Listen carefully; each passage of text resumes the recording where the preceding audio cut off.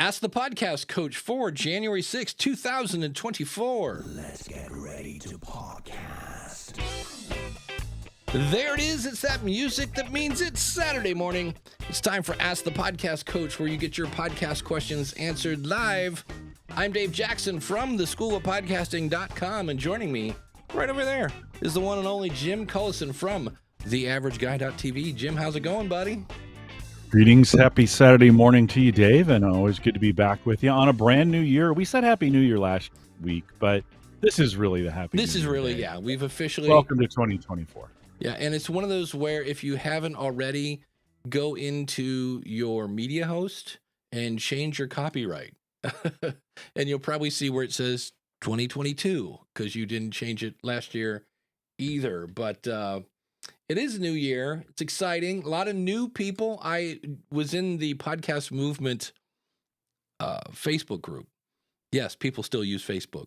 And I'm here to tell you, they were close. It was like one of those, let's welcome our new members. And there were easily, I scrolled down and I lost track at about 60 new members. And it was easily 80 to 100. It was a lot of people.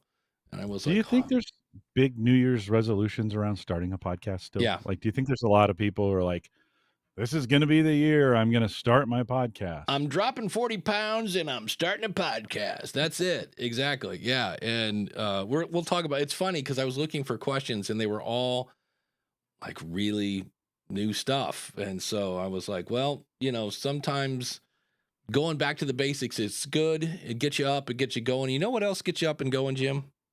A little bit of coffee? A little bit of coffee. And so we should take some time to thank Mark over at podcastbranding.co as Jim pours the coffee there.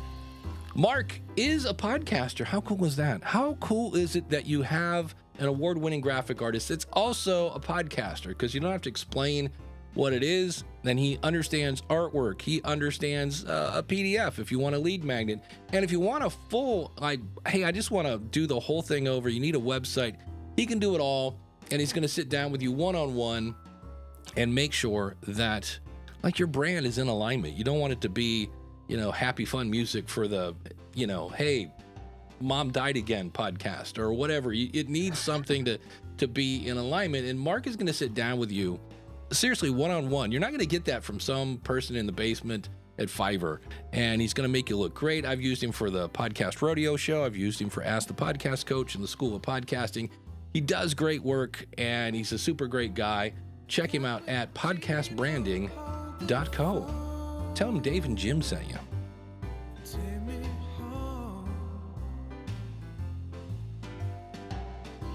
Of course, big thanks to our good friend Dan Lefebvre over there at Based on a True Story Podcast, based on a True Story Podcast.com, his latest episode. Well, Dave, let me ask you this question.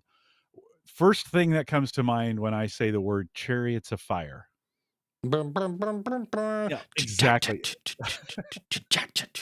Is that not the best music branding in the world? Like people running in slow motion. Yeah.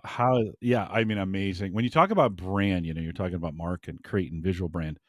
That movie did such an amazing job. That song, of course, is known for that movie.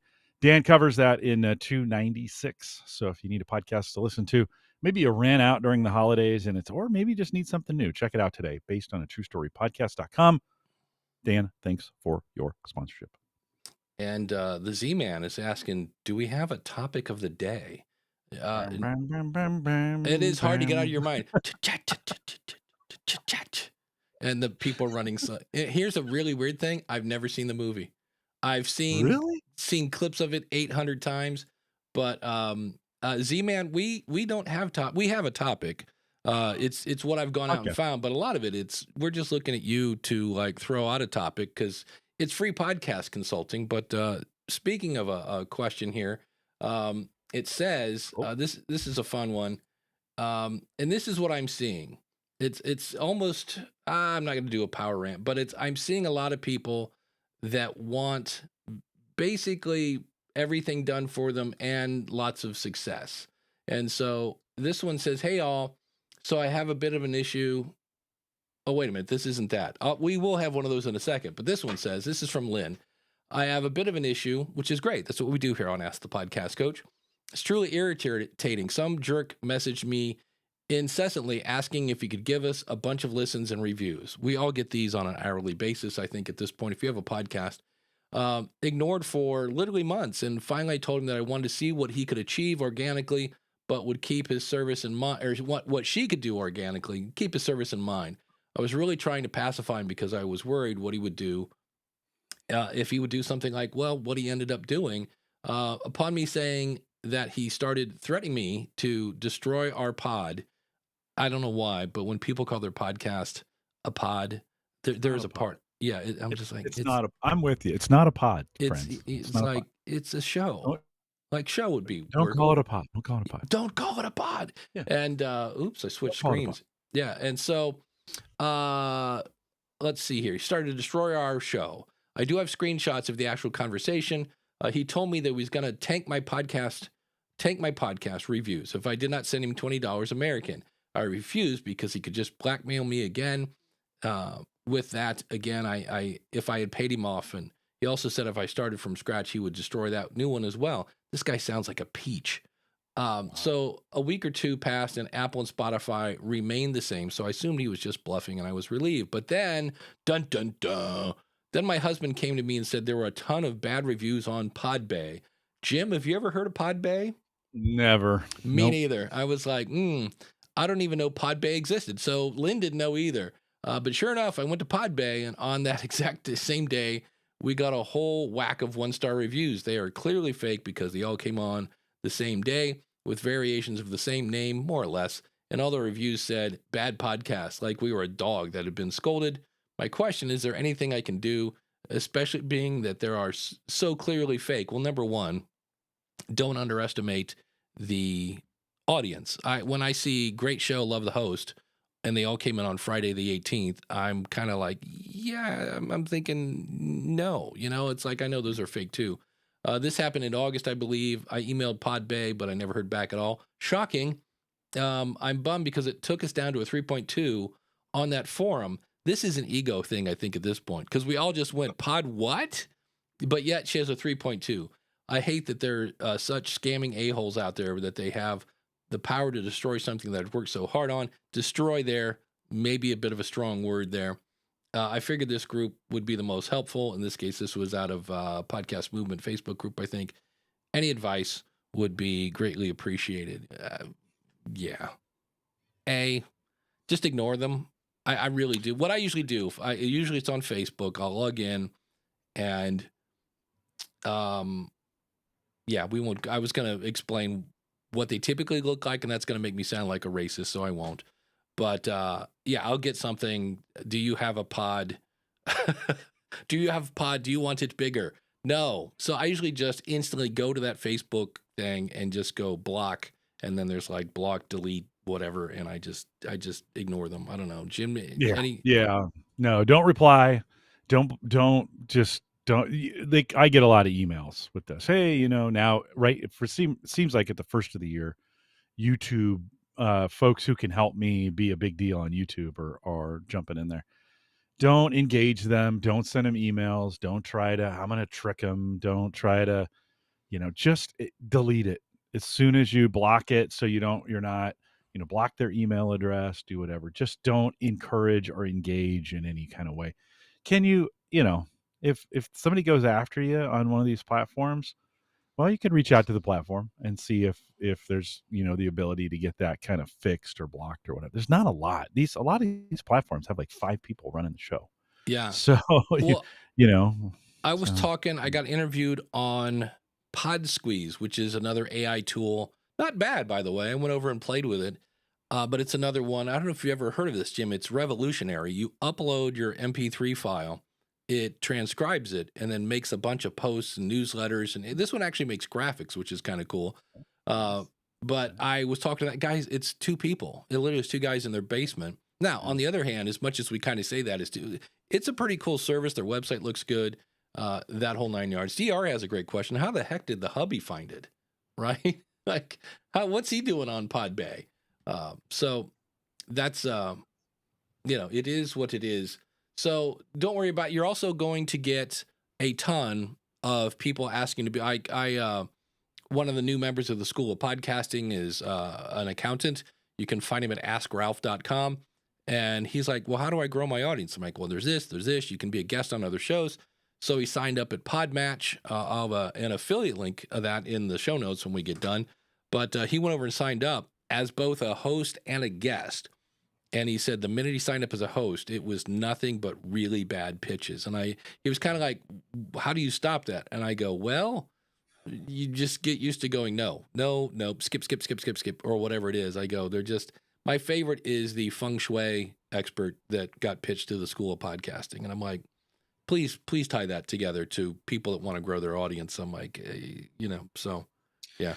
Depending upon the country you live in jurisdictions and all those kinds of things, there could be some unsolicited, if you're receiving spam or those kinds of emails or whatever, and you ask them to remove you from their marketing lists, however you want to say that.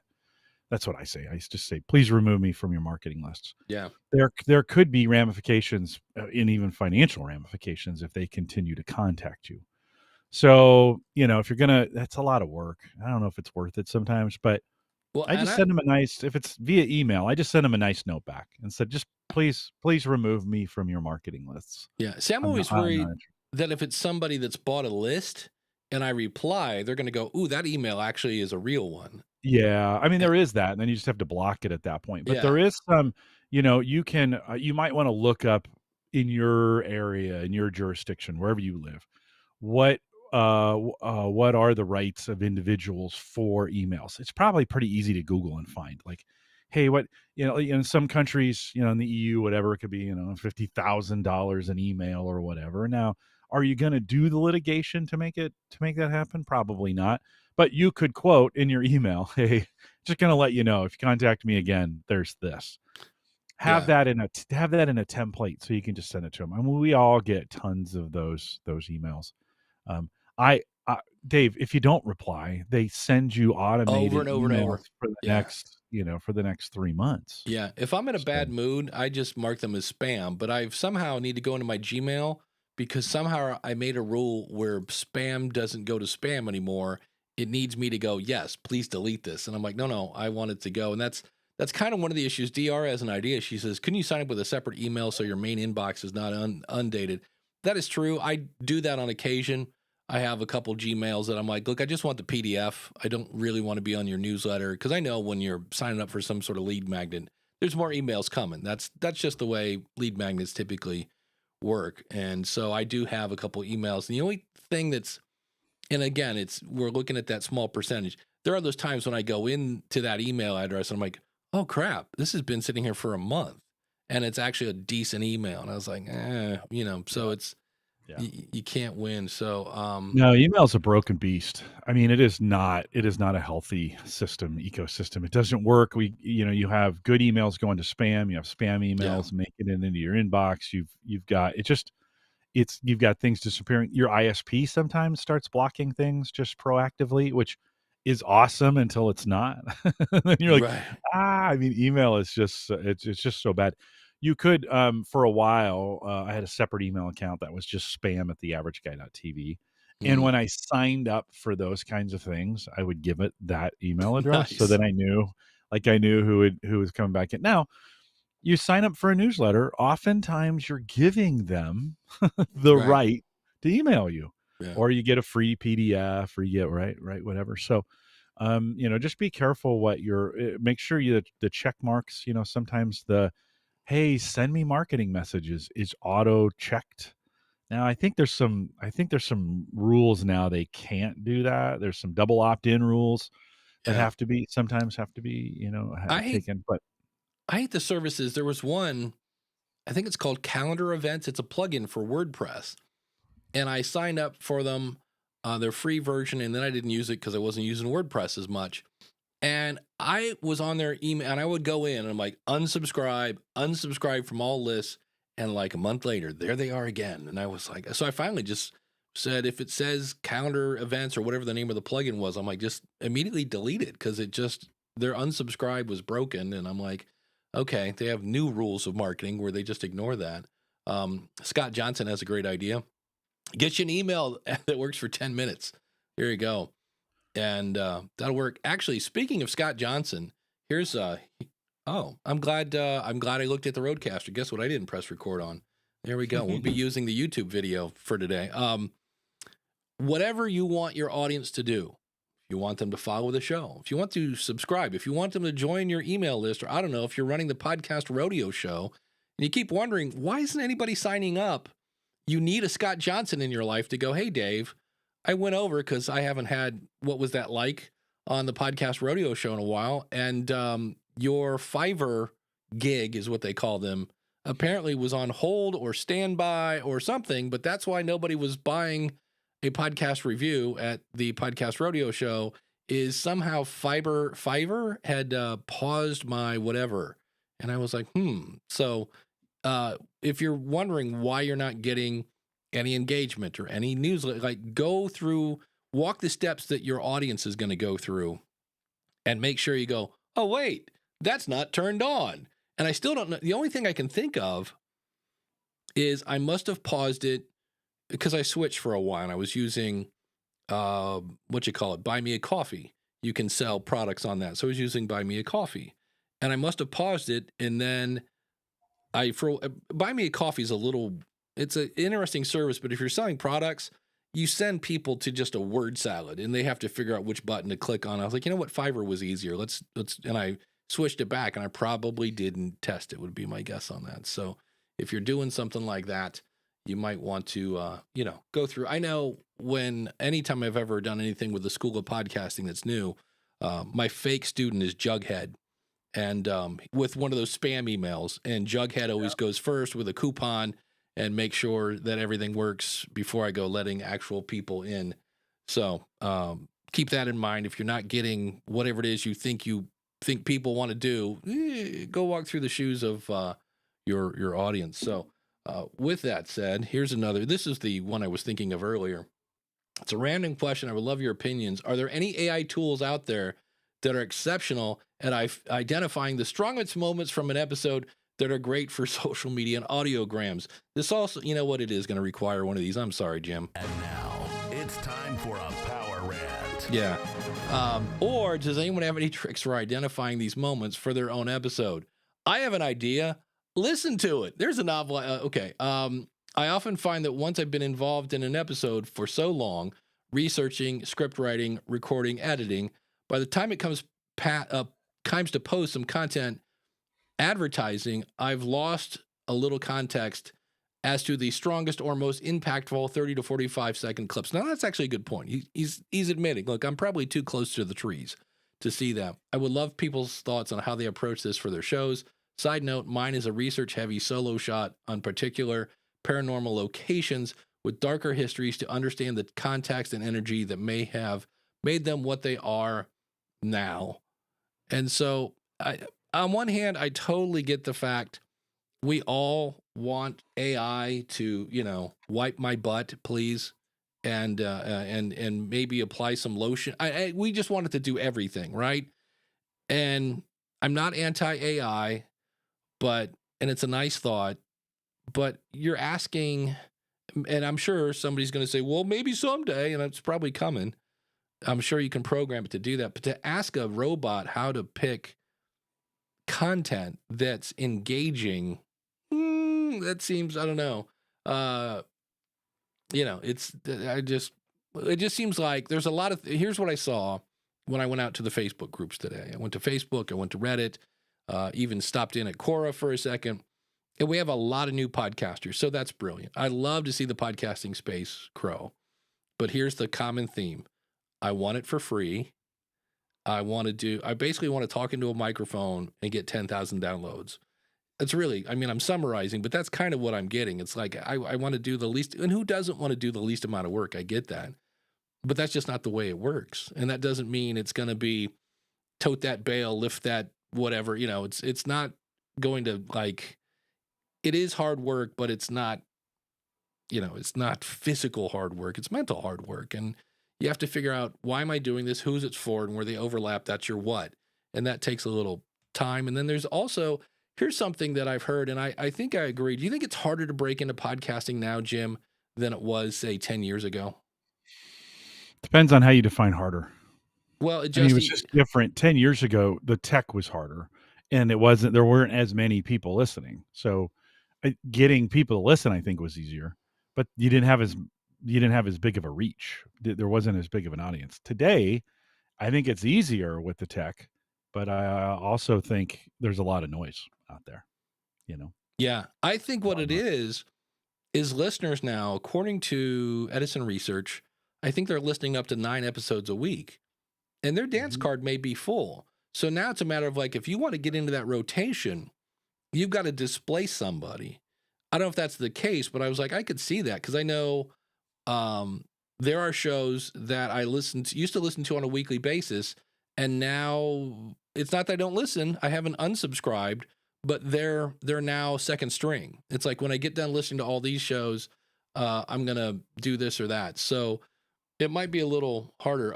Rich, going back to the email problem, or actually this guy's problem, finding good clips. Opus Clip does a pretty good job. So here I'm laughing at the robots, and it might actually not do a bad job. So Swell does too. Swell's not bad for this. They've got a little clip section that you can go to. I put in an hour and 20-minute podcast. It gave me 28 clips. Are they all great? Well, was I great to make a clip? Like, it's only as good as the content you have in there, right? But that being said, it's a good starting point. I mean, it pulled some, as an example, we were talking about exploring 10 gig networks and router configurations for it, and it pulled that section out in a little 59-second clip. That's not bad. I think the thing is a great place to start. Especially if you have a long podcast, maybe a good place to go in there and go, oh yeah, that's right. That's where we did talk about those routers, or that's where we did talk about what fill in the blank, right? Then you could go in and pull the section out that you think is the best on that. I have at work, I have a person who transcribes, we do order to transcribe it, and then he cleans it up. And I just asked him in his process, hey, if you see 3 or 4 good quotes, can you pull those out? And we'll make pull quotes out of them for the post. So that works too. And because he's reviewing it and he kind of knows the content. So that kind of works too. But Swell is one that I've seen work pretty well. Yeah. Craig from Live Well and Flourish says ChatGPT can do a decent job of that. Sean says Opus gives you a small free trial. It's worth a shot. It's all worth a shot. And then DR has the best phrase here, and that is, yeah, but understanding the new tech is nuts. It is. Every time you say, well, I'm going to try, or I'm going to do this, that's more time and more of a learning curve. Craig says some email providers, this is one thing I miss, such as the paid version of Proton Mail, allow multiple addresses, and this makes it easy to have kind of a burner email address like Jim, you have your spam. I miss the days of signing up for web hosting and getting unlimited email addresses. Now you sign up for WordPress, you might get one, and you're like, well, because I used to have, I forget who I use for email. I think I have GoDaddy for my email because I needed David schoolofpodcasting.com. I needed support at schoolofpodcasting.com. And I was like, wait, this doesn't come with my hosting anymore? And they're like, nope, it's WordPress enhanced, blah, blah, blah. And I was like, yeah, that's kind of a pain in the butt. So I know Christian over at Maple Grove Partners. Thank you. Set up an extra email for me and that whole 9 yards. But it's kind of a bummer because I am a bit of a control freak at times. And they're the one thing I don't want to have problems with is my email. And he's great at letting me have this humongous inbox. And then Scott Johnson says, starting February 1st, Gmail and Yahoo won't allow you to use their email to send out to email lists like MailChimp, Aweber. Domain name email will be required. I'll have to check that because I know SendFox, I had to do the hokey pokey and turn myself around so that it looks like it's coming from my Gmail account, even though it's coming from them. And speaking of web hosts, the Z-Man says, is HostGator a good web host? I have to transfer my domain from Wix. Wix is way too much for all the work you have to do. So there are places to get domains. Like a domain's like maybe $20 a year. I like coolerwebsites.com because I own it. It's my GoDaddy reseller account. What is it? HostGator, Bluehost. There are a bunch of those. They're owned by the same company. I loved HostGator from like 2000 to 2010 probably, because I could get on their live chat. I would get a person, I was talking, and my problem would get fixed. And the wait was maybe 5 minutes. And then they got bought by this big conglomerate, and now I was waiting online in chat for 20 minutes, and they would go through a script. And I'm like, I just need this. I blah, blah, blah. And they're like, and they'd ask me another question. I'm like, so I quit using them. I am now on Maple Grove. Before that, I was using SiteGround, which is not cheap. The first year's cheap. That was the one thing that I found out. It's like, first year is $39. I'm like, perfect. And then the next one's like 100 and something. But for me, SiteGround was worth it. But for domains, just don't spend more than $20 on the domain. I don't know that I don't know if I'd be using Wix for my domain because they're a media host, or not a media host, a web host. Who do you do there's Namecheap. There's, for domains. Hover for domains. Hover's another one. Yep. I have a lot of my domains at GoDaddy just because, again, for years I was using them. And that's another one that, for the longest time, I was not a fan of GoDaddy because they nickel and dimed you. And then Mike Dell was like, you got to give them a shot. They're not as bad as they used to be. And they still kind of have a little nickel and diming going on. But I think in the end, as long as your site stays up, and, my biggest thing with WordPress is I have to spend $200 a year on WordFence to make sure it doesn't get hacked. I'm constantly updating my plugins. And, I have WP backup, I think it is, that backs it up. It's just, I'm always at any time when I log into my website, I expect to see the white screen of death for no apparent reason. And that's why I use Podbay. So, but on the other hand, I still have that. So, Jeff C says, Descript now has Find Clips AI option. And Jeff C has if you want to learn, I just signed up for Descript because every time I try to learn Descript, they move it literally. Like, I'm like, okay. Last time I made 4 videos on Descript. And by the time I got done with my 5th video, like 2 of the 4 videos I made before were out of date. And I was like, hey, you know what? I'm going to let Jeff keep his up to date, and I will learn from that. And then eventually I keep telling people at the School of Podcasting, when it calms down over there, I'm going to make a Descript course, but it hasn't calmed down over there yet. So, Chris over at castahead.net says you can still use these AI clip softwares as an easy button, rubber stamping your content. They are a stack of people in the middle of doing that. There are a stack of people in the middle that are doing that. Yeah. There again, AI, I'm not anti-AI, just it gets you about 80% of the way there. Maybe 90, even 95. But you still gotta, I've only had one thing, and it was on the Future of Podcasting with me and Daniel. And I had put in my chapter markers in Hindenburg, which then you can right click and say, copy those as text. So I went into, I believe it was Cast Magic, it might have been. I use them all. And I said, write an article using these subheadings. And the subheadings were my chapters. And it got done. And I was like, that's usable. I didn't see anything I really had to go in and tweak. So you can get, stuff like that. So Scott says, I think people are already blind to the tons of podcast clips, audiograms that are flooding their news feed from podcasters who think this is the key to being the next Joe Rogan. Yes, I just need... That's what gets me is audiograms kind of were like the big thing because you got a squiggly line. And then the guy from Pacific Content, I forget his name, he said it helps at stopping the scroll. But when you're on Twitter, and for the record, I'm calling it Twitter until he changes the domain name because I'm not doing the Twitter formerly known as X. No, it's just Twitter for me. Screw you. I heard a good name. I heard a good name for that this weekend. I won't say it because it's explicit, but in Chinese, the X makes an S sound for us, right? And so if you take X, so we've been saying Twix, right? But take the X, pronounce it as an S, and then put it in front. So it's Twist. No, take the X, pronounce it as an S. X. Itter. Ah, got it.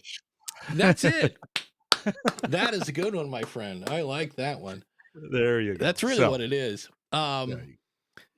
Yeah. So, but he said, you have to get people, if you really are trying to get people to listen to your podcast, first you have to get them to stop the scroll. So that's where the squiggly line or whatever the audiogram is. And then you have to have a link to your website where they're going to play and listen. So he goes, that's what I've always said. Any kind of social media, it's not the 10,000 download switch. Now, is it the 10 download switch? Maybe.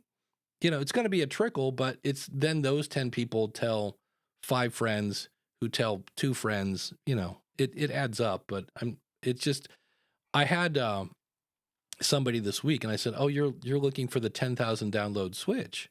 Who isn't, right? I'd love a 10,000 download switch, but have you found one yet, Jim? I keep looking where you just do this one thing and all of a sudden, holy cow, hockey stick. No, growth. they all still require work. Yeah. I mean, it's just there's never going to be a perfect drop it in and it's there.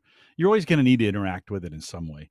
There are some things. I mean, there are some of them doing some pretty good work, and they're doing really good work around text. So that would be an area I think you could jump in and take advantage of right now in AI. The snippets are getting better, and so that I think we need to keep an eye on them. So I think we've got somebody waiting in. Do we really? We do have someone listening. Holy cow! Phil's waiting for us. Here's the bad news. Now that I have this cool teleprompter, Phil's over here on the left hand side. That's all right. I'm sorry. Right. So we're gonna do. Well, here we're gonna do this. We're gonna drag you. This will be edited out in the audio. We're going to drag you. We're going to drag you over there. We're going to switch to the 3-person view. Coming up, he said, this one. Look at all the little fancy. There we go. We're going to drag Phil right. Phil, it's Bill. Bill, thank you. Sorry, Bill. How are you, buddy? Sorry to keep you waiting. You are on with Dave and Jim. Oh, hello. Yeah, we can hear me. you. I don't know if I I didn't know I was going to be on live. I was just putting in chats and questions there. Oh, well, you went to, there's a thing at the top of the email that says, go to schoolofpodcasting.com/question. And that does exactly what you did here. We bring you on live. So if you have a question, we'll be happy to answer it. If not, we'll send you back to the chat room. Oh, okay. Well, my question was, I have been wondering lately about live podcasting, which I assume I'm seeing here. Yep. And hi, DR. Directed me here and was wondering what platform you're using and how you came about. Is this on YouTube? Is that how you're doing it? Yeah, we are doing this right now. I'm using a tool called Ecamm Live. You can find that at supporttheshow.com/ecamm. On a PC, if I was doing this, I'm on a Mac, I would be using StreamYard. Jim, what do you use when you do all your live streaming for Gallup? StreamYard. Yeah, StreamYard, I think is by far the easiest way to do this. You'll pay for both of those.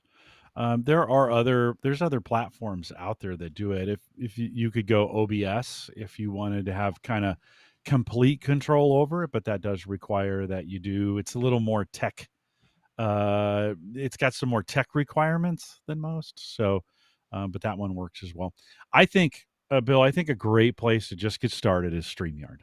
Yeah. And give it a try. It's easy to use. It's kind of bulletproof. It just works. You've got some free options to get you started. Their paid options are really reasonable. It's just a great place to start to get kind of used to what you have there. There's others that you can try. I'm sure the chat room right now, I'm not looking, but I'm sure the chat room right now is throwing in some other suggestions. Yeah, there's but I think StreamYard. Yeah, StreamYard is that's my two. I'm like, if you're on a PC, StreamYard. If you're on a Mac and you want a little extra sugar on your cupcake, go Ecamm. But StreamYard will work on a Mac as well. It's that's not true. PC That's a good only, point. right? Yeah, it's browser based. Yeah, it is really. That's the thing I really liked about. Like you don't have to, but I took a course on Ecamm Live just because I wanted the other, the little, like the fact that Bill has a yellow, border around his edge for some reason. And as I look at this, I go, and these are uneven. I need to fix that. So, but yeah. And then what I do is I take the audio out of this and put it on Libsyn, and that could be Captivate or Buzzsprout or whoever you're using for your media host. That makes it a podcast. What we're doing right now is YouTubing, so we are now acting like YouTubers. And then when we're done, I turn it into a podcast. Bill, just know Gotcha. that so these StreamYard or Ecamm or what all the ones we just mentioned, that's just for streaming. Then you pick and choose, okay, where is this going to go to? It's going to land on my YouTube account. Am I going to create a separate YouTube account for it? Do I want it to go to LinkedIn? Do I want to post it to Facebook? Do I want to put it on Twitter? Do I want it to I think there's Instagram now. So you've got some decisions to make. Is there by far the most popular platform? I shouldn't say by far, but the probably one of the most popular platforms is for folks to stream it just directly to YouTube. Yeah. And there's a lot. I mean, that's kind of the platform people expect it to be on. What I'd recommend you do is just kind of practice. Get out there, get an account, do some things, practice on StreamYard. You don't even need to technically stream to practice. You can just start a session, bring some folks in, mess around with screens, get familiar with it. For whatever you do, never release any of the early things that you do because they're just going to be terrible, right? They're just going to be awful. So just practice, get good at it, get some friends to help you with it, and then once you get comfortable with it, you can do some stuff. Yeah, because live is it's a whole different beast. It really is. If you're doing things like I'm doing here, like it took me a while to. I mean, I was all over the place with the comments, where now I kind of talk to Jim. I'm kind of watching the comments, but I just found that I just have to like do one thing at a time. I can't talk and watch the comments. And that means occasionally there's a comment that I'll see later. I'm like, I should have put that one on the screen, but it just was nuts. I'd be in the middle of a sentence and it was like squirrel, and I'd be off on another topic and it was awful. So live is a different thing. I always tell people that, I want to start a live show, and I'm like, well, you have to do it on the same time, whatever your schedule is, because if I was, 10:30, well, you don't have to. Well, it makes if you want an audience to show up, if you want people to show up, yeah. That's true. That's a good point, Jim. It's a tip, because if it was like, hey, just ring the bell so you're notified when we go live, but everybody knows Saturday 10:30, go to askthepodcastcoach.com/live, and we're going to be here. So that does help a bit. But you also have to be ready. Like when I brought Bill on, I was sitting right here on the X. I'm like, I don't know, Bill. Is Bill going to be like, show me his PP? I don't know. You never know. Like I'm letting the audience in here. And so I always say, my thing is start with audio, get used to making content, then go to video if you have the time and budget. The thing about video, when you go video, you can go backwards. You can take the audio out of video and make an audio podcast. Can you add an image and add it to YouTube? Yeah, but that's not really going to help much. So I get the video first is the best way to go. It's just, I'm seeing so many people in the Facebook groups obsess over cameras and shots and backgrounds and all this other stuff that I go, if you were doing an audio podcast, you'd be recording by now. So what's your show going to be about, Bill? Well, I've actually got two shows. I started back in June. One is called Bill Monty's Guide for Getting Older, and it was aimed at the senior community, directing them for how to get help, or if there are caregivers that need help. And there are a lot of resources, and most people, especially if you're a caregiver, they're overwhelmed and they don't know where to turn. So I started it then, and I got 15 episodes in. And in November, I said, I'm going to take a little break. I have an idea for a new one that I want to launch, which I launched on Wednesday, called Tales from South Florida. I'm in South Florida.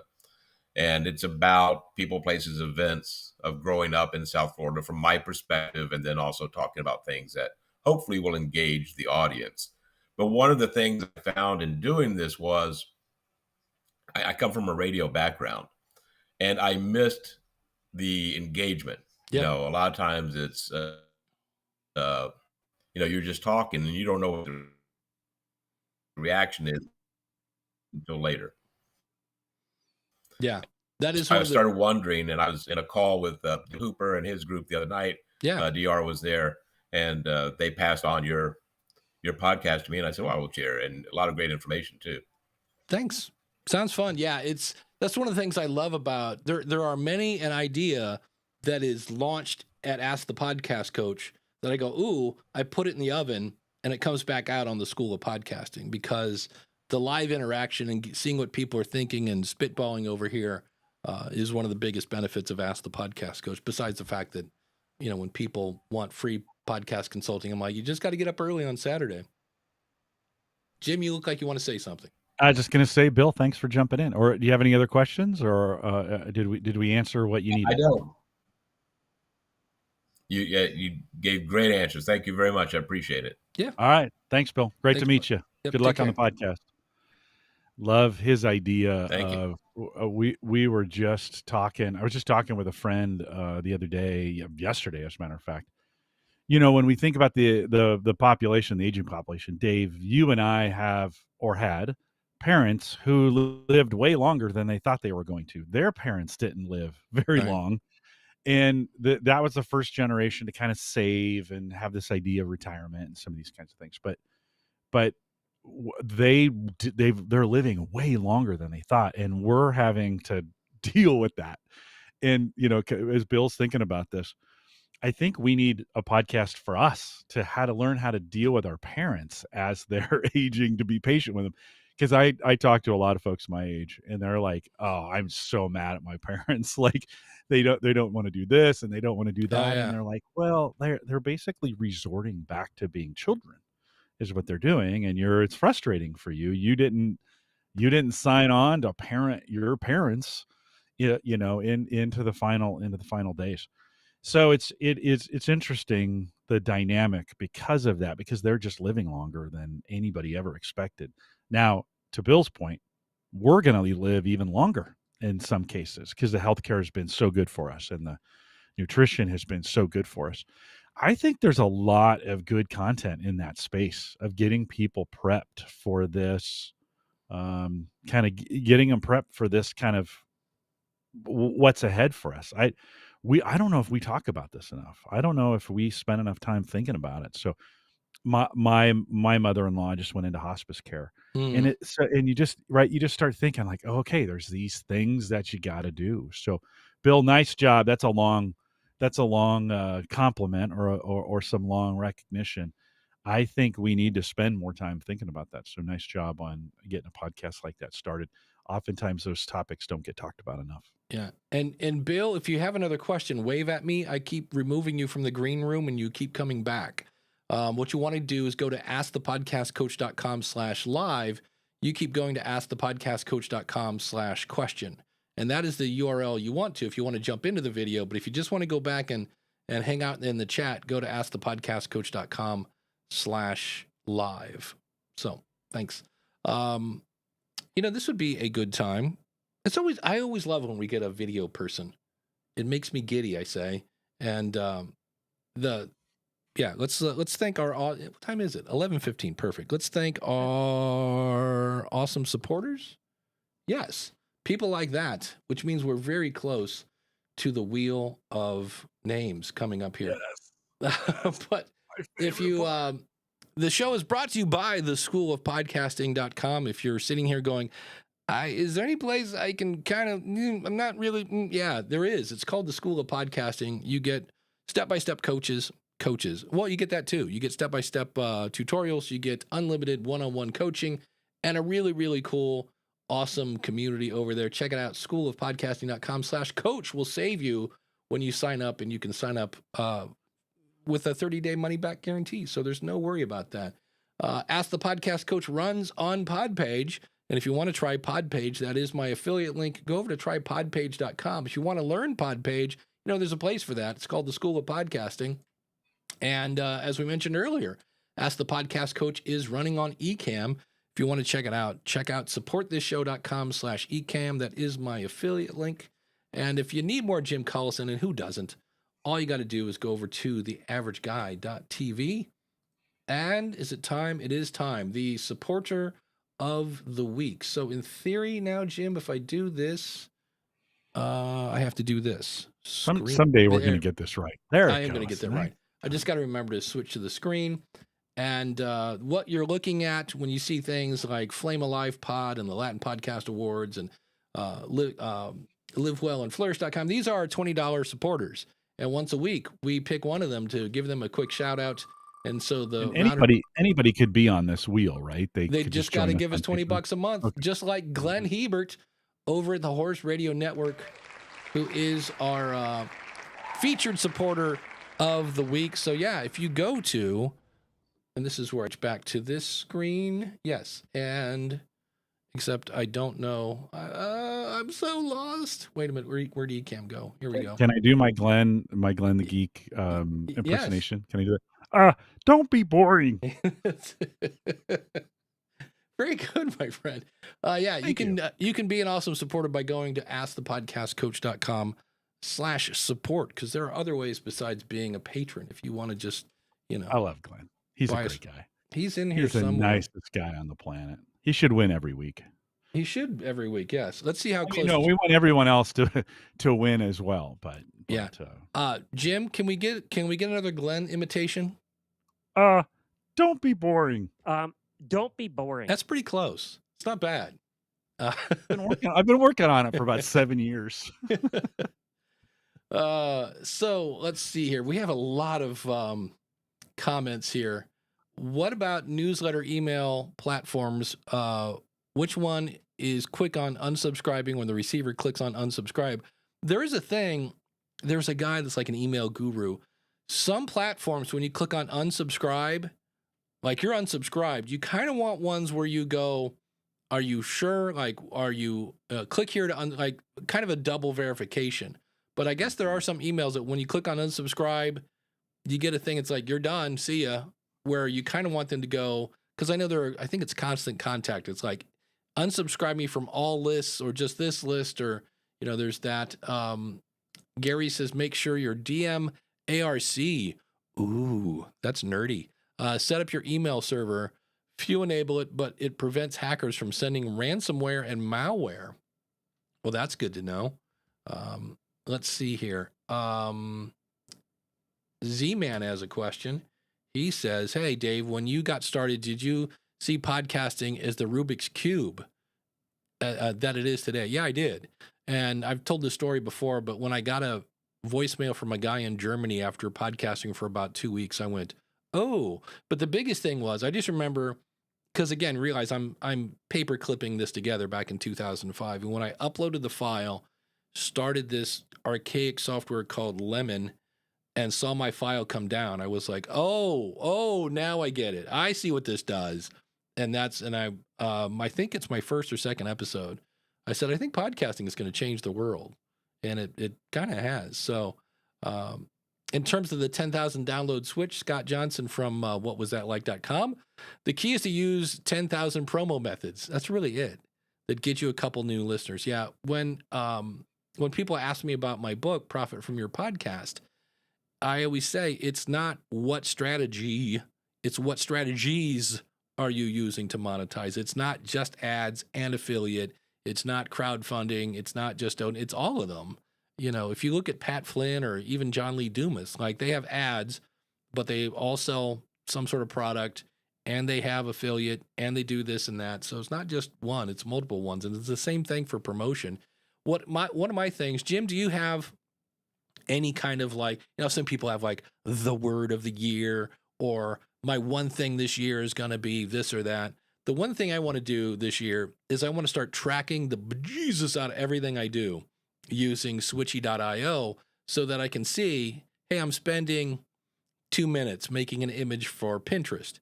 How much traffic am I getting from Pinterest? Is it worth the 2 minutes I spend? Hey, I'm spending and the one I'm looking at everything going, why am I doing this? And am I getting what I want out of it? So like the podcast rodeo show, would be nice if people could actually sign up for it, Dave. Duh. That's that would make it, that would be one thing to check, make sure it's easier for people to sign up, because otherwise, you're not going to make any money at that. But the goal was to get people to sign up for the podcast review show, which has gone. That's another weird one. It's a show I do with Eric K. Johnson, and we will go through with a fine-tooth comb on your episode and your website and this and that. And we were doing 6 hours to, really go over somebody's show. And we just said, we can't do this for free. And so we only do that when somebody pays us. And apparently nobody wants to pay us. So there's that. And that's what the podcast rodeo show was like. Hey, here's a little a taste of a review. go over there or go to the School of Podcasting. And I'm getting neither from that show. And I was kind of like, I'm at 487. I was like, so I started now where people can just donate. Like, let's throw donate at that audience and see if they do that. And I have a dynamic thing. It's like, hey, if this show has ever made you a better podcaster, go to podcastrodeoshow.com/thanks. And if that doesn't work, it might be a case that by the time that show gets to 500, I'm like, because right now I'm getting paid in fun, and it is fun. And I might keep doing it for fun, but I'm trying to figure out, why am I doing stuff? Am I getting what I want? And sometimes it's just a creative outlet. You know what I mean? I don't need money. I don't need, I just doing it for fun and things like that. So that's what I'm doing in 2024, because I want to do more stuff. And as I said earlier, every time I say, I want to listen to this audiobook. Okay, well, your dance card is full. What are you not going to do to make room to listen to that audiobook? And so I'm trying to figure out what's working and what's not, so that I can cut out those things that aren't working to have more time to do what I want to do. So, what the name of your one, is it Called to Coach or Call the Coach? No, called. Like, I am called to coach is the name of it. Because Mark at Practical Prepping I should know this, .info. He's a member of the School of Podcasting. I just know it's look up Practical Prepping podcast. And he was asking, because he's going to start adding coaching, because this is not like a zombie kind of show. This is a guy for people that live in like Louisiana, Florida, Georgia, Texas, that like, you got to be ready, because some sort of natural thing is going to come in like the big bad wolf and blow your house down. And so he's going to maybe start doing coaching. Does Gallup have like a how to be a coach book? Oh, we have a whole course that you can take on it. That was the whole purpose, right? We came up with this week-long course. It's like a semester college from a pricing standpoint. And yeah, we were training these coaches and certifying them to be Gallup certified strengths coaches. That was the kind of the purpose behind it. The podcast was intended to keep them engaged after they got certified, right? We knew it could be a promotional tool as well, that, folks would stumble across this. They could be like, oh, this is an interesting program. Tell me more about it. But we use the podcast then for now both purposes. One, to advertise for it. Hey, this is what it's all about. And then, but mostly I spend a lot of time talking about some of the advanced features of coaching. And we do a lot of success stories on it and some of those kinds of things. It's kind of intended to keep the community rolling forward on a regular basis. There you go. Because I know a few books I've read about coaching, and I was like, I'm pretty sure Jim does a show about coaching. Maybe I should point people at Jim. I do. Yeah, there's a lot of, and of course, most people know coaching. If we think about business coaching, ICF, the International Coach Federation, they're a gigantic organization that's been offering certification for a long time. They have a particular style that they do, but in the last 10 years, Dave, I've watched coaching become a very popular topic. 10 years ago, 10, 12 years ago, when we started doing this, the idea of being a coach was kind of restricted to sports, right? And some of those kinds of things. That today, coaching's super popular. And there's a lot of folks who are I'm this kind of coach, or I'm that kind of coach, or I'm a entrepreneur coach, or I'm a startup coach, or I'm a career coach, right? A lot of the universities are putting coaching into their career services, so that these kids are getting some coaching. These students are getting coaching on the way out or during their time in school. We have a lot of schools that are introducing coaching early as freshmen, so that they're getting a good start there at the university or college. So it's a really, really popular word right now. Everybody's a coach. Well, look at us. That's right? it. Ask the podcast coach. What? Yeah. Well, my favorite is like the 17-year-old life coach. That's my favorite, that I go, But on the other hand, if he's helping other 17-year-olds that have a better understanding of what it's like to be 17. So yeah, you never know. I mean, some people have had some unique life experiences that put them in a spot, or whatever. They've got some of the thoughts that put them in a thought that I listen at work, in the marketing area that I'm in. We've got a bunch of, early career individuals. They're in their late 20s, early 30s, and they school me on some things, and I've tried to get better at asking them questions like, hey, all right, so tell me how this works again. Just give me, because they've spent some time. I haven't spent any time on Instagram. I just don't have the patience for that platform. But there's some things out there I need to be paying attention to in some regards. So the key is not necessarily age, but the value of the advice that they bring, either based on life experience or education. That's it. And so you can have some young folks that can be some really good coaches. Well, and sometimes that different perspective, because as much as we could, scream, get off my lawn, having a different perspective because they don't have the experience or they don't have, whatever, it might actually be the view that you're missing. One of the things that at a couple companies I've worked at, they will pull me in just because I had a different perspective, but I was pretty good at seeing different things and going, well, have you tried this yet? And they'd be like, oh, no, we didn't think of that. And so because I kind of have a marketing background, I kind of have a technical background, I kind of have this, I have a teaching background, blah, blah, blah. And they would bring me in. The one CEO was constantly like picking my brain. I'm like, why are you like, and he's like, well, because you have your, you have your fingers in a lot of the pies around here. And he goes, and that's a valuable asset. And he goes, because you don't have a deep understanding of this. So he goes, a lot of times you come in with the idea that everybody else is saying, we tried that, or that'll never work. And he goes, maybe it would. Maybe we just haven't tried it because all the old curmudgeons like me go, nah, and I was like, that's, so yeah, absolutely. You could do that. Speaking of, I am batting 1,000, Jim. I look over to make a marker on the Roadcaster and it's on pause. So there you go. I went to make a marker. Yeah, forget it. Let's see if we can get this. Let AI do the work. That's after it. we're done. It'll figure it all out. This is from Ralph over at AskRalph.com. Says, Dave, I wanted to get your sage advice on how to best handle the situation with the way my room or my office, for better way of saying it, set up with windows behind me, and how I could deal with that from the standpoint of using the camera for video conferencing. I plan to get into some video podcasting. And I recommend, I said, look, if you're looking for an easy, decent camera, I'm a big fan of either the Elgato Facecam or the Facecam Pro. The Facecam Pro, I think, is $300 now. I was like, ooh, that went up a little bit. And I want to say the Facecam was $129.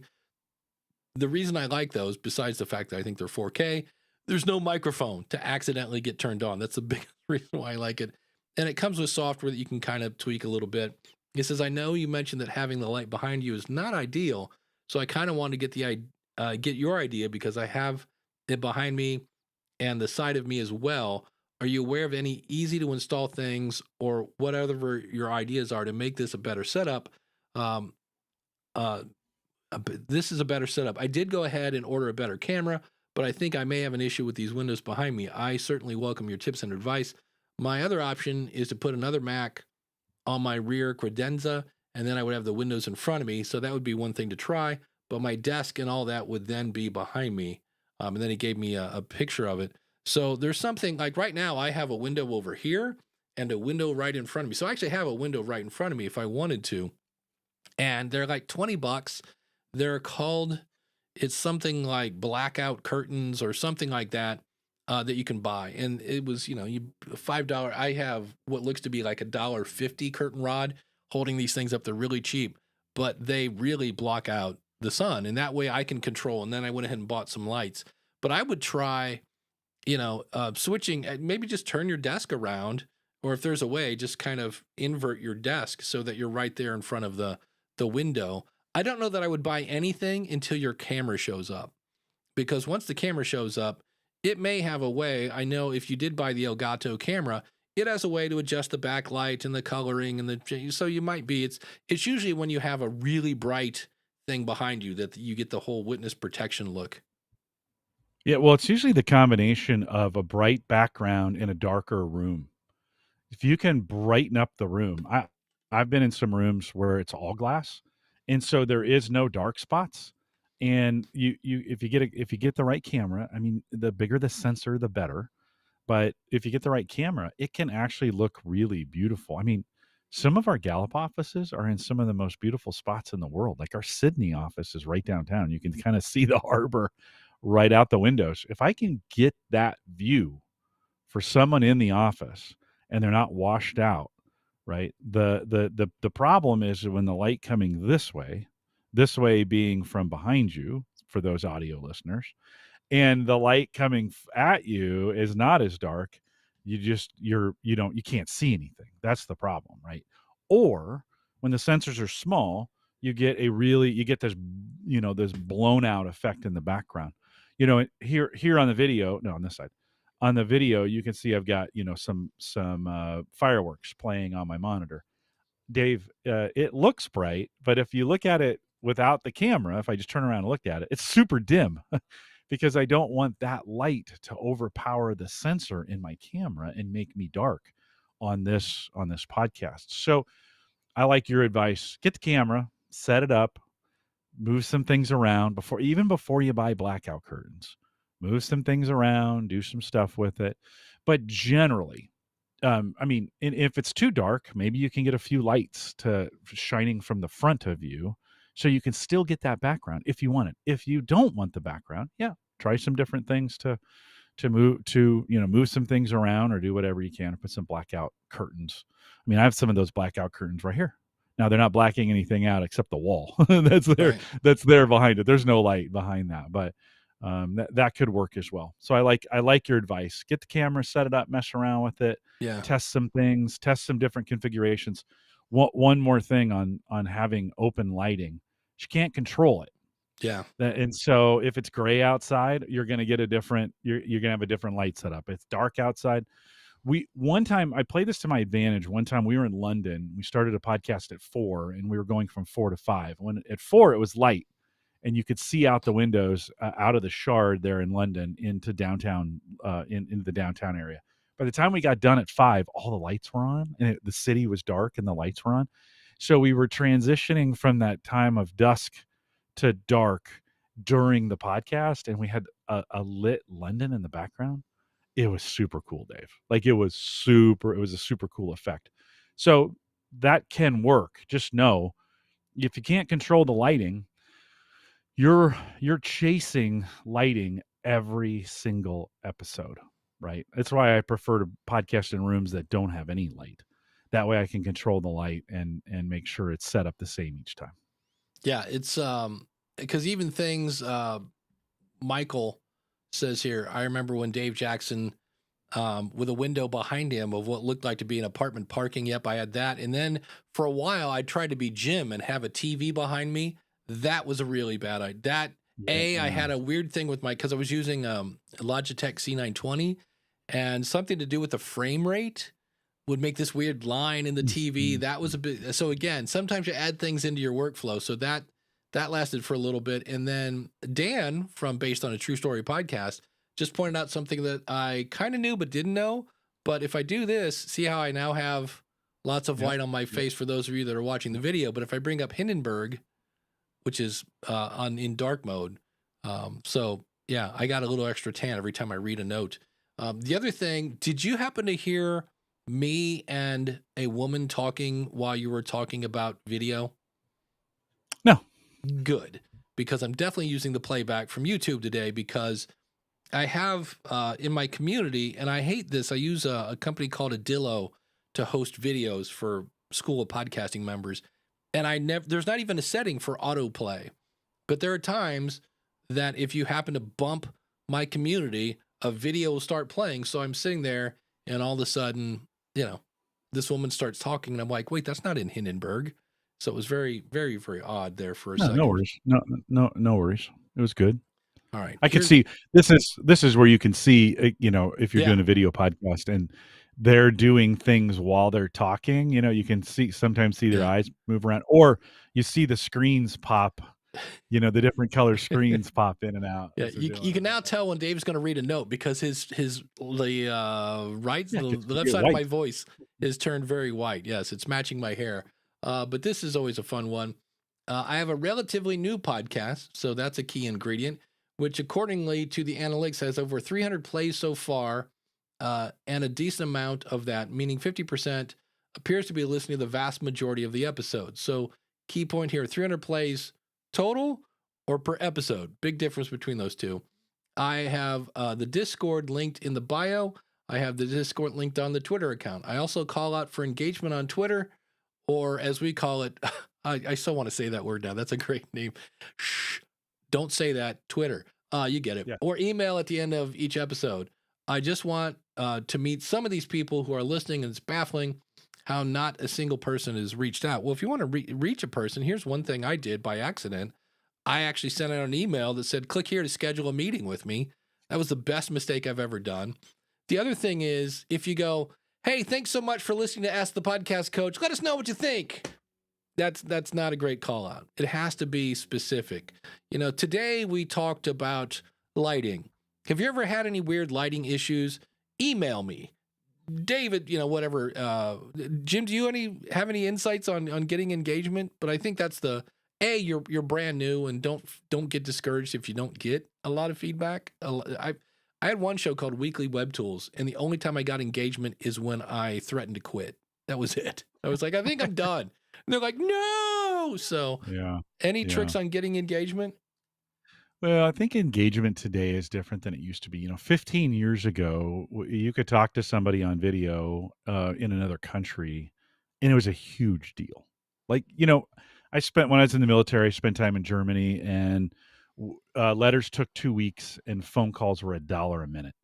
And it was a big deal. Like, I'd make a phone call home to my parents, once a week, and we'd keep it to 15 or 20 minutes because they were expensive, right? And so, but 15 years ago, maybe 20 now, that's a big deal. Like, you're like, oh, now I get so many emails, so many people globally, different cultures. It's just not the same, right? It's not the same. Like, oh my gosh, you tell a story where, when you first got, contacted from somebody listening to your show in Germany, or I think it was Germany. And you're like, oh, this was like the world got smaller. Well, I think over the last 10 years, it's gotten really small, just because of the issue we were talking about with email. Email's kind of burned us out on some of those kinds of things. It doesn't matter where you're emailing from anymore. I think the same thing is true of our listeners. They just want to listen, and they don't necessarily want to engage all the time. It's not a big deal. 15 years ago, to send an email to a podcast host and get a response was a big deal. Today, I've got other ways. To interact with it. And anybody else? Am I locked up? Is Jim locked up?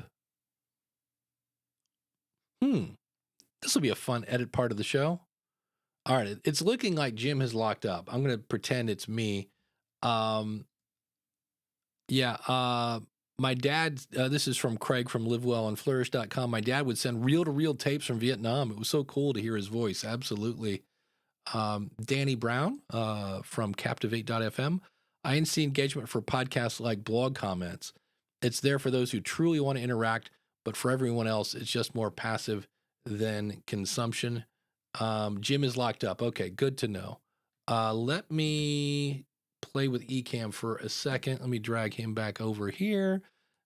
This is the thing I hate, because this is an edit point, and yet, he's locked up everywhere. I was going to remove him. Maybe it's Ecamm that's, nope. Okay, there's Jim. He's coming back. All right, so let me go to this view, and we'll play with the chat room here. Yeah, Jim is frozen. Brad, we'll get to your question in just a second. I did see something that was for me. Okay, yeah, I'll cover this one now. And this is where I'm going to pause, so this will be easy for editing. SB says, would love to see Ask the Podcast Coach use podcasting 2.0 tags and go lit so I could see how that works. Me too. I will ask Daniel about that from the future of podcasting.net.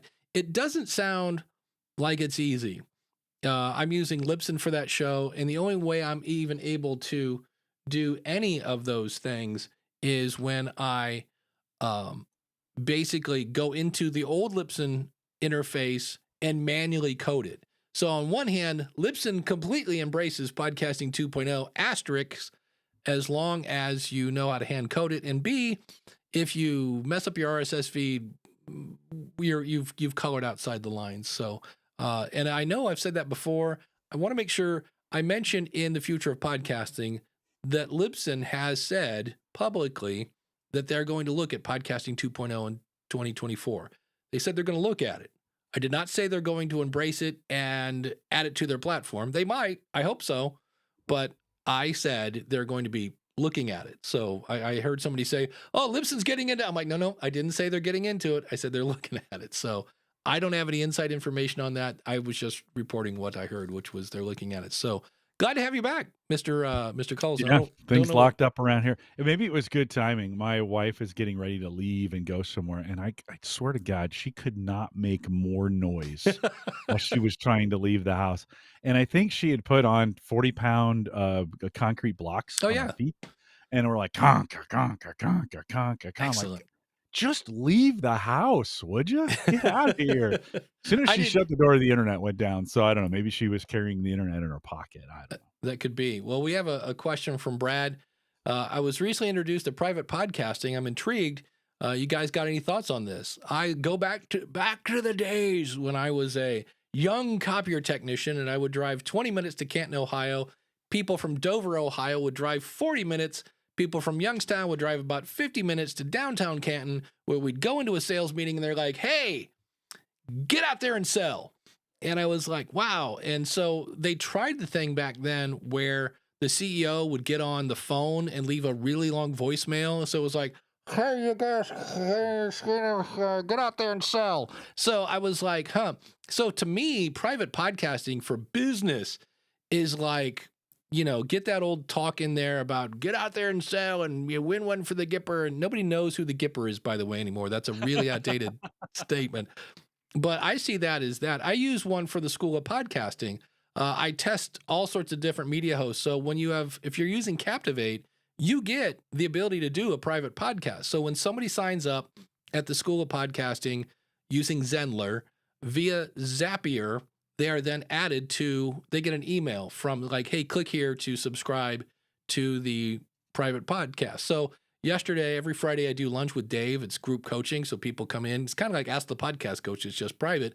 And I take that out, edit out all the talk about beef or whatever the side tangent was for the week, and put that out as a private podcast to just members of the School of Podcasting. But there are, you know, you could do this on any, like if you wanted to, you could do it on Libsyn and just not publish your show anywhere. Although we do have My Libsyn, which actually we make an app for you.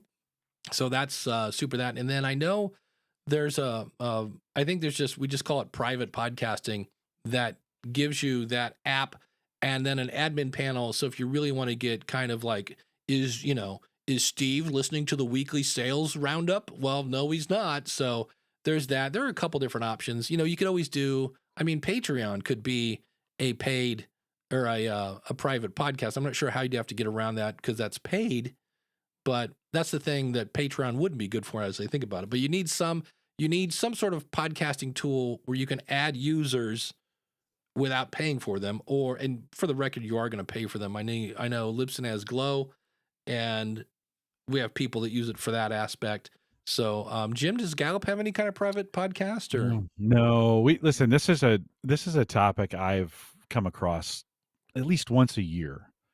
Somebody brings this up and we just start looking into it and then it just disappears. Like, nah, it's too much work.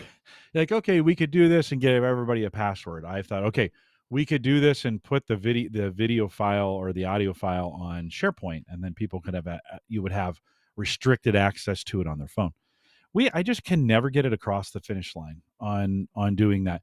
We end up almost always just creating a public video that it's okay. Like if this gets out, we're gonna mark it as unlisted.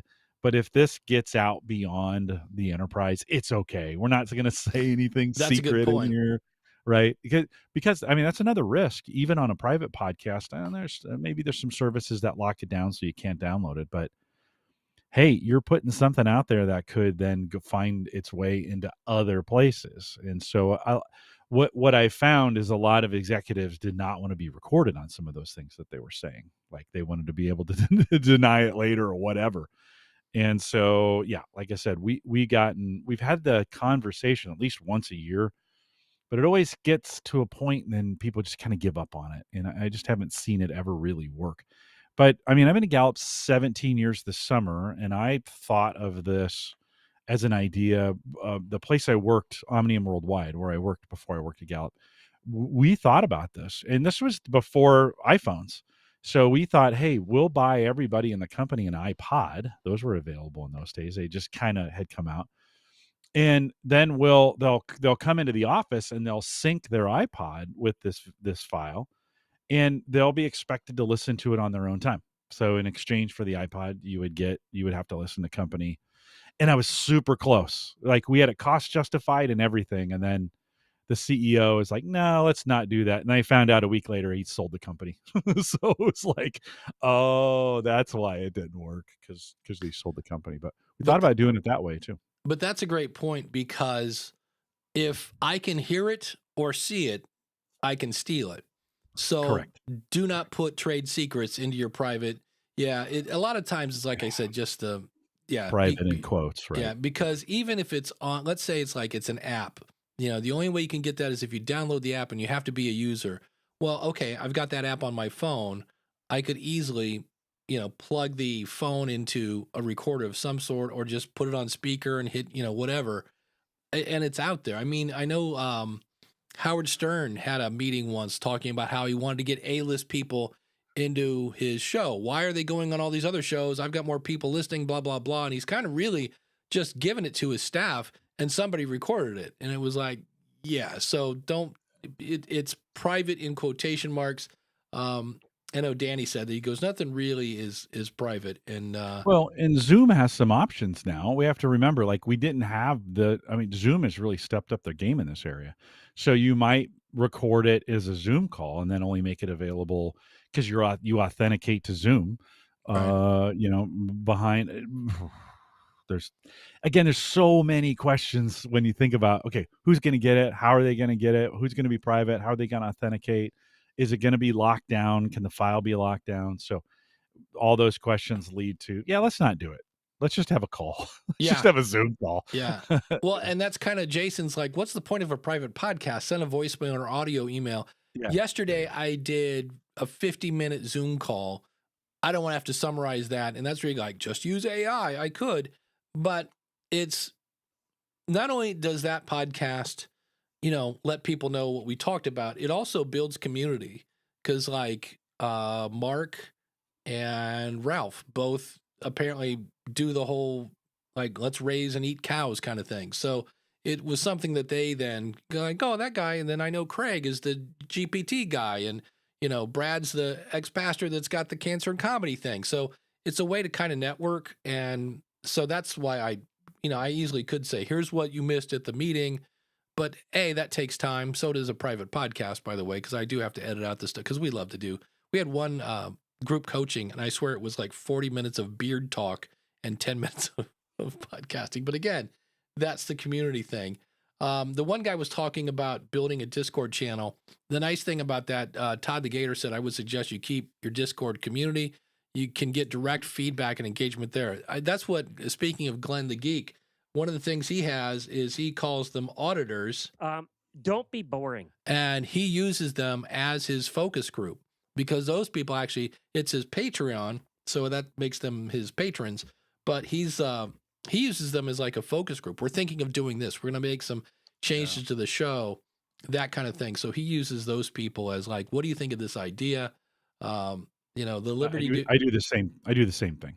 I use my Patreon my Discord and my Patreon teams to run things by. Hey, I'm thinking about doing this. What do you think? Send them a note.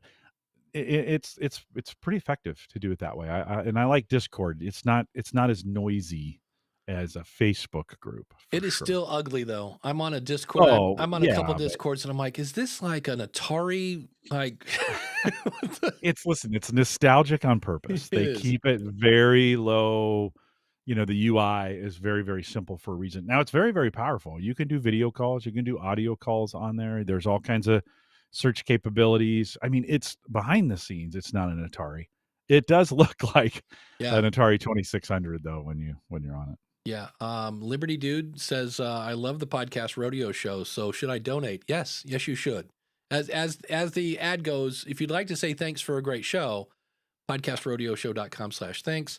DR is saying, I'm doing 8 episodes for only about 50 people. That's what I call a podcast many times, for just about 3 months.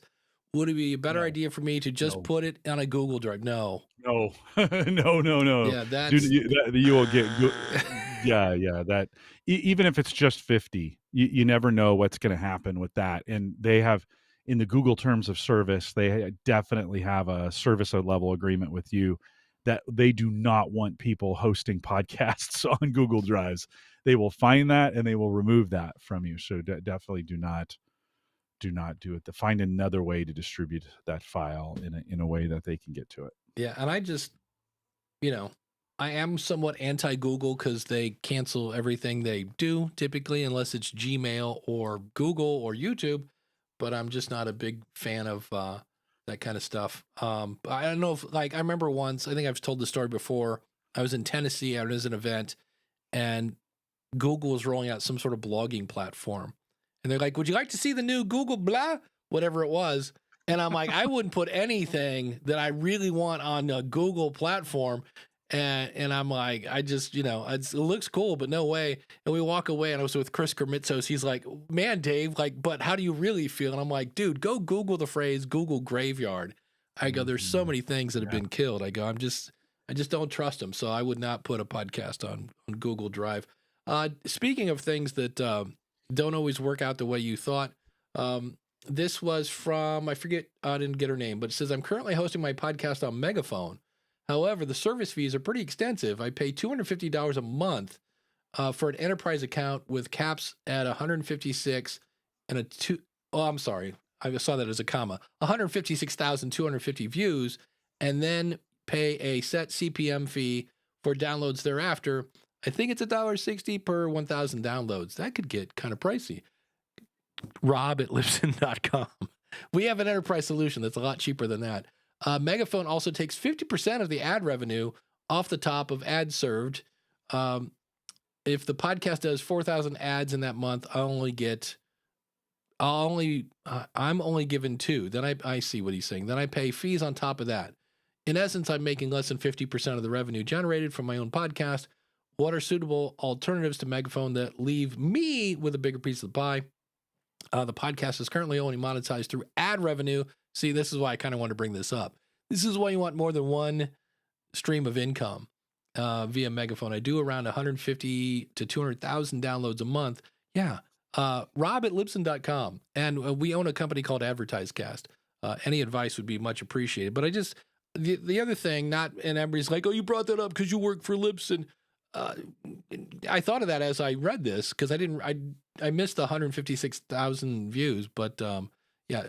But mainly to point out that, and I'm going to be talking about this on the School of Podcasting, when you join a network, there's some things you got to be careful with, and you need to read the fine print because sometimes things pop up and you're like, oh, wait, what? So that I found intriguing. I was like, okay. And then let's see, we did that one. Here's a fun one. I just want to get some feedback of an idea. This is one where I kind of want to do one of these. And now But we've already done a power rant. I want to get some feedback on an idea, having one media host. So let's say Captivate, and programmatically splitting its RSS feed into multiple feeds of distribution using something like, I don't know, PowerPress. Has anyone tried this? Yes, it's a horrible idea. Does it run afoul of any media host terms of service? Maybe, I doubt it, depending on it. But I've seen people do this at Libsyn. I've seen them, it's a thing. And the thing that gets me is media hosts are anywhere from, I don't know, 15 to 20 bucks, and I'm like, so you're trying to save 15 bucks. And what happens is, let's say you do the Dave's Burger Barn podcast where he talks about burgers. Okay, that gets about 30 downloads an episode. And then you do the, hey, we're all fat show. And that gets about 3,000. Your stats are going to be so wonky because it's going to be up and down and up, and you won't be able to calculate the average. That's the biggest thing I see is your stats are all crazy. And then nothing against PowerPress. It's a great, super great plugin for podcasters if you're on WordPress. But there's a reason there's a thing called Podcast Mirror, which is also owned by Blueberry, which is what PowerPress is on. And that's because if you get really popular and you got a lot of apps hitting that RSS feed over and over and over and over, that might, key here, now I don't want to like throw shade, it might be a little taxing on your web host. So this is just one that I go and I get it. We're trying to do this on the cheap. We don't want to spend $1 gazillion, but I'm like, it's $15. It's $20, then I get it. And then there are places like Spreaker. There is Captivate that you can have multiple shows for one price. And then almost all of those have a thing where if you get super popular, your bill goes up. But if your bill went up because you're super popular, you should be able to monetize that, I think. So I get it. We all want AI to do it all for us. We want to do it for free. All I want to do is hit record and then hit a button and it all pops out on the other side. I'm like, yeah, I get that. It's a beautiful dream, but it's just not always that realistic. So, and everybody wants to rule the world. That's right. Yeah. Liberty Dude, who's again the fan of the podcast rodeo shows. We start to wrap up here. Sometimes the biggest supporters are not in sync with your main silent audience. Any large judgments should always stay. Yeah. And sometimes your loudest feedbackers, I don't know. I don't know why I struggled with that, but those who give you feedback the most are not a solid representation of the rest of your audience. So I think you have to be careful on that, because you may get some feedback from a very, there's always a listener who is just going to tell you their opinion. And they're not going to stop until you do it. And you might be like, yeah, I'm not going to do that. Yeah. Listen, I appreciate your feedback, but that's not me and I'm not going to change. And then you're just going to get an email. Why haven't you done this yet? I've told you to do this. Why don't you do this? I've told you 1,000 times to do this. And, so you have to make a decision. You're like, and it doesn't matter how much you say you're not going to do it. They keep giving you feedback that way. Well, it's just maddening. It's just absolutely maddening, and you're like, hey, it's not going to change. Yeah. Sorry. That's where, again, knowing your why comes in handy. You're like, well, that's not really why I'm doing the show, but I appreciate the feedback. Yeah. It's always tricky. Here's a fun one. Jason says, what do you guys think about, I've never heard of this, Minect, or other application websites that offer the opportunity to get advice from experts. I am on, I forget the name of it. There's some website that I'm on where you can hire me and we can do a 15-minute call and you pay me per minute, blah, blah, blah. Expert. There's a fun word, isn't it? I mean, I'm on there and people ask me podcast questions, but the reason I'm there is like, not everybody listens to podcasts and maybe they're looking for an expert. So I can't really comment on the experts. I've seen other people over there. And I do occasionally see, well, here's the thing. I'll answer it this way. And you can ask Mike Dell about this. I'm sure Danny will probably chime in from Captivate. The best support questions in podcasting start with, I'm working with a client. And then it goes on to prove that you're working with a, quote, podcast guru, client, manager, producer, whatever it is. And they don't even understand the basic concept of how a podcast works. That's the part I worry about going to a site, because anybody, I mean, I can take my my ballpoint pen, I will tap my forehead and go, I am now a guru. Jim, you are now a guru. Congratulations. So Thank you. That's where I would look at if I went to, gurus.com, and I'm just making that up, but whatever it is, I'd look at their background. I do a little research, because I'm not going to get marriage advice from a priest. Why? Because they're not married. I'm not going to get parent advice from somebody who doesn't have any kids, unless they have a lot of aunts and uncles or whatever, things like that. I don't know. What do you, any thoughts on this, Jim? I think guru shows, especially podcasts, are really overrated. I don't know why people would listen to guru or Coaches. like coaching shows. What the? Totally overrated. That's just my opinion. Yeah. So that's it. We're going to change our show to Ask the Podcast Guru later. Yeah. Yeah. And Danny, as I knew he would, said, yep, had a question from a podcast manager on how RSS works. And I get that. And that's not, because on one hand, I don't want to say all podcast producers are crap, because DR will track me down and punch me in the face. But it's because some people are hiring a coach for marketing. Well, okay. Well, that's a little different than, launching and understanding how it works. But that would be my advice. Research whoever it is and go from there. And then the other thing I would do, find a guru, find one you like, and do what they say. Do not then go find 4 other gurus, because otherwise one's going to tell you left, one's going to tell you back, one's going to tell you front, the other one's going to tell you right, and you're into paralysis by analysis. So I've seen that happen as well. So any final words on that subject before I hit the outro music? I think gurus are overrated. Just saying. I'll say it one more time. So, Jim, what's coming up on theaverageguy.tv? Yeah, the most recent episode of Home Gadget Geeks, we have Titania Jordan from Bark Technologies. They create solutions for parents to help monitor, filter, protect their children, and maybe even ourselves from the internet. It's some pretty crazy stuff out there. So we spent about 45 minutes with her, and they've got 3 great solutions. So a great opportunity. It's not the be all end all of it, but it is a introduction to it. It's available. It'll be available a little bit later today over at theaverageguy.tv. There we go. Does it actually work? When I had stepchildren, we installed like the latest hot thing, and then we went to Google and typed in like boobs or something like that, and it was just like, There's always ways around things. Yeah. There's always gaps and stuff like this. I purchased their router version of it to try out, and tested it for a little while. And it works out pretty well. I don't know if I could totally recommend it at the moment, because I just need more time with it, but it's intriguing to say the least. Yeah, on the School of Podcasting, at least as of right now, I think I'm going to do a thing about, and I need to go back, because I remember I did an episode about avoiding the sharks, but I'm just seeing a lot of people, because there are a ton of brand new podcasters, so all the gurus are out there going, I can get you to the top of the Apple charts, and I kind of did that last week, but I've seen some things that I'm like, ooh, that's not good, like specific things to look at. And I just heard an episode with Gordon Firemark on Podcast Talent Coach, and I was like, ooh, there's some more topics. So I haven't, it's not officially baked in my head yet what I'm doing on Monday, but I will figure it out between now and Monday at midnight. So thanks for tuning in. We are here every Saturday. AskThePodcastCoach.com/live. Like, subscribe, and ring the bell, or smash it or destroy it. And we'll see you next week.